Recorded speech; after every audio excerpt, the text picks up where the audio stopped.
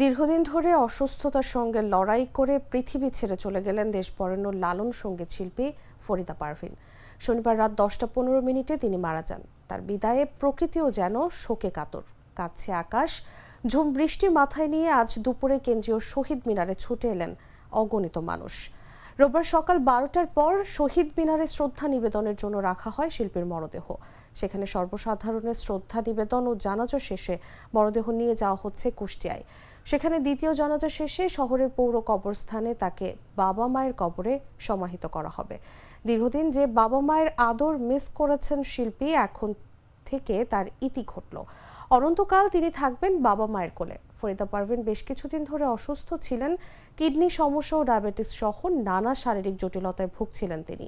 Kidney dialysis চলছিল সপ্তাহে 2 দিন করে, তবে মাঝে মধ্যে অবস্থার অবনতি হতো তার। চলতি বছরে 3 দফায় হাসপাতালে ভর্তি হয়ে চিকিৎসা নিতে হয়েছে তাকে। সর্বশেষ গেল 2রা সেপ্টেম্বর মহাখালীর ইউনিভার্সাল মেডিকেল কলেজ হাসপাতালে ভর্তি করা হয় ফরিদা পারভিনকে। অবস্থা গুরুতর হওয়ায় হাসপাতালে নেয়ার পরই নিয়ে যাওয়া হয় আইসিইউতে। পরে তাকে লাইফ সাপোর্টেও নেওয়া হয়। সেখান থেকে আর ফেরানো গেল না তাকে।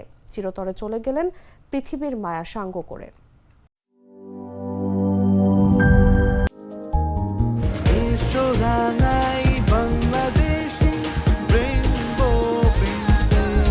রেইনবো পেইন্টস, ছড়াও জীবনের রং।